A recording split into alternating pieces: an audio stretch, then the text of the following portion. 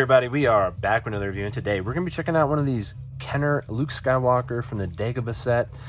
It's actually from the 40th anniversary Empire Strikes Back. So without further ado, let's hop right into this review and let's check out Luke Skywalker, one of these Kenner throwback figures. So would love to get this Boba Fett. That is super dope. And I actually might scoop one of those up. I'll check eBay now that I saw him on here. It looks like he's got some pretty decent articulation.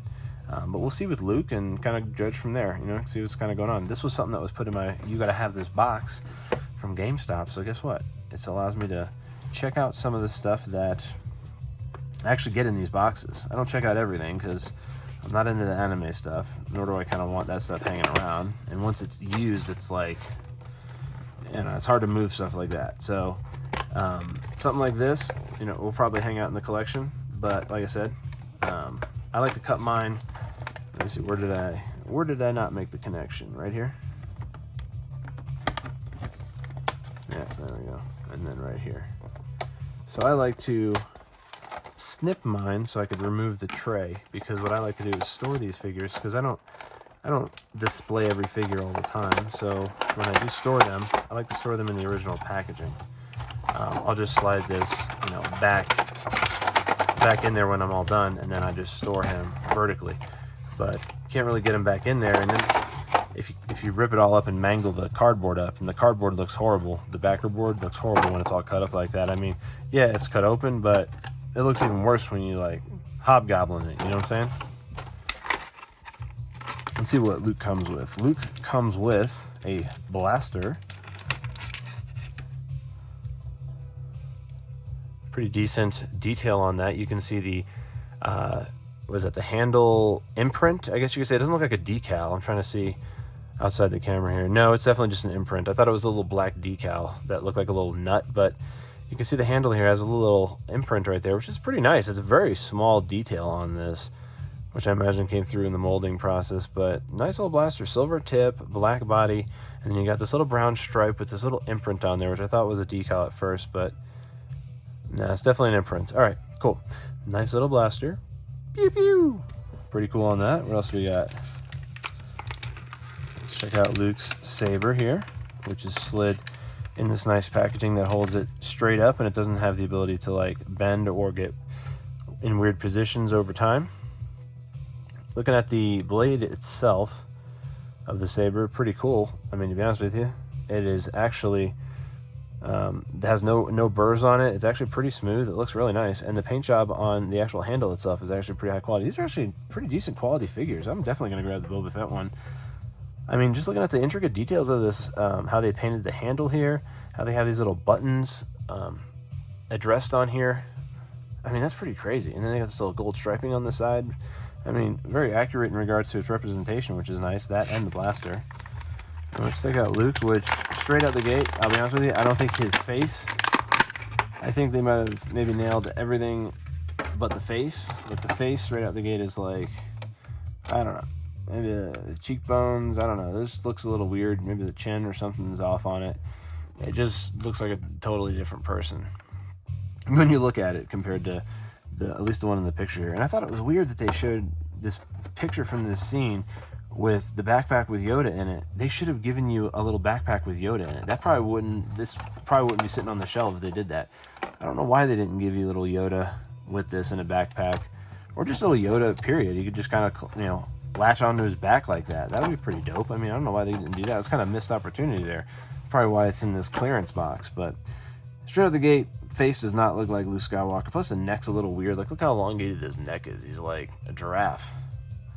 Just because they gave just some generic face, a surfer dude haircut, it doesn't make it Luke Skywalker in Dagobah, you know what I mean? And it could have been cool if they actually made his flesh a little dirtier, like his clothes are filthy, but then he has this super clean skin. It could have probably weathered or aged the flesh a little bit, flesh tone if you would, to make it look a little more grimy. What they did on the clothes, they probably could have done a rub on him as well. Maybe not the face, maybe a little bit on the face, because they have it even in this picture where he's all grimy. I mean, look at his arms, he's filthy. Face is filthy, but representation, not filthy, but clothes, filthy. So, articulation-wise, for the arms, we have a ball joint, which is actually Probably the most anatomically correct one that I've seen yet. I mean, the dude's not going to be able to bend his arm completely back around, which is nice. Elbow, again, pretty anatomically correct as well, which is nice. There's not some like kind of weird rotation on the elbow that's not normal. Wrist, pretty nice. It actually has a nice forward-backward momentum as well as rotation, which is great. And let's see how he holds his own lightsaber. We'll try both weapons in both hands, just to see. Hey, I'm Luke Skywalker, man. Let's check out the blaster now. So it looks like he can be ambidextrous. He doesn't have an option to pull a trigger. Oh, trigger is over here. So this is intended for the blaster, and the left one is intended for the saber. But you could swap it up, and you could put the blaster in his left hand. And let's see if we could put the saber in his right. And I imagine you could just choke up on the saber, and where that trigger would be, you can kind of rest it on this little metallic part of the saber, almost like he's holding it like a trigger.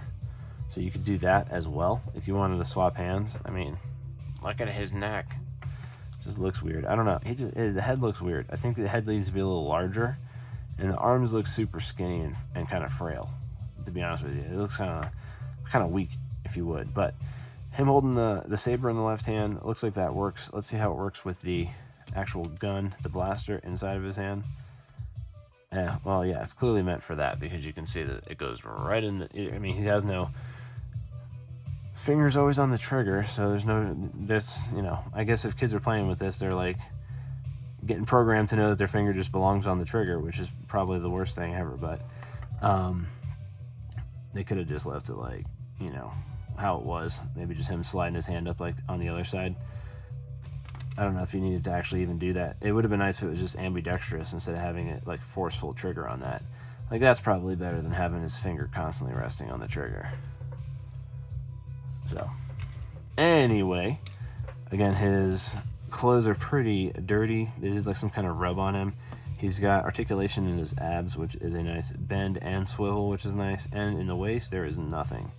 So it looks like all the articulation is going to be in the abs. So he doesn't bend at the waist, which is a little weird. We have some kind of G.I. Joe type ball hinge for the legs. That's how they do the G.I. Joe figures.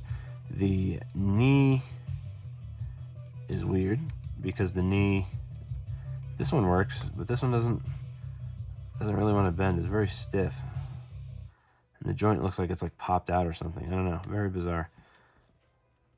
Not too I don't know, not too, this is a Hasbro. I'm not too fond of this line right now. And I'm looking at this even more. I mean, I might just grab the Boba Fett one to try it out, but like, look at the way like that knee is. Like, that's just weird. You know what I mean? Like, look at the left knee, like the way that is. That looks a little more normal. But then you get like this knee, and it's like, I don't know, weird. Ankle is probably the only normal looking part on here. It's very discreet, and it does nice posability. Do we have rotation? No rotation. Rotation happens at the knee, and if you want to turn him non-anatomically correct, you can do that too. So, kind of a hard pass on these. The only thing that would make this a figure that's even really worth it is if they would have put a Yoda, a little mini Yoda in this. I think that would be the only thing that would actually make this worthwhile. They didn't get the face right. The skin and the face don't look dirty. And the knee is a little weird on this one. Like, it like completely separates from his body. I think that's super weird. Versus like the one on the other side, which is like not like that. I don't know. I'd probably give this like a 5 out of 10. Probably 5 out of 10. And I mean, they were getting four out of those 5 points just for the packaging alone, because this is great packaging. Very retro look. They're serving the audience that they're pandering to, and I think that's nice that they can connect with the audience like that. And then I'll give the other point for the weapons, because the weapons are done rather well. The blaster is, the level of detail on the blaster was superb. The lightsaber, done rather well. There is no burring on the saber itself, so it's like one cylindrical piece. Sometimes you'll see like a little burr down the middle where there's like ridges of plastic. None of that, they got that off. And the detail on the handle here is nice as well, and it fits nice in the hands of this figure. But the figure, I'd say, is the other 5 points, and it gets a 0 because it sucks. The articulation sucks on this. The knees are weird. The joints are kind of weird on some of this. There's no waist bending. The face doesn't even look like Luke, and I think they missed the opportunity of putting a little Yoda there with a backpack. Even if Yoda doesn't come out of the backpack and he's just built into the backpack and you could just maybe strap the backpack on Luke, that would have been neat, but they missed the opportunity with that. They probably could have skipped on the lightsaber and blaster and just did Yoda. That would have been dope. So let me know down in the comments below what you think of this Kenner Hasbro Rebirth 40th anniversary Empire Strikes Back Luke Skywalker Dagobah edition. Let me know down in the comments below what you think of this. And yeah, if you like this video, give it a thumbs up. Want more content like this, subscribe for more, because I do reviews every single day. So look out for that, and have a great rest of your day.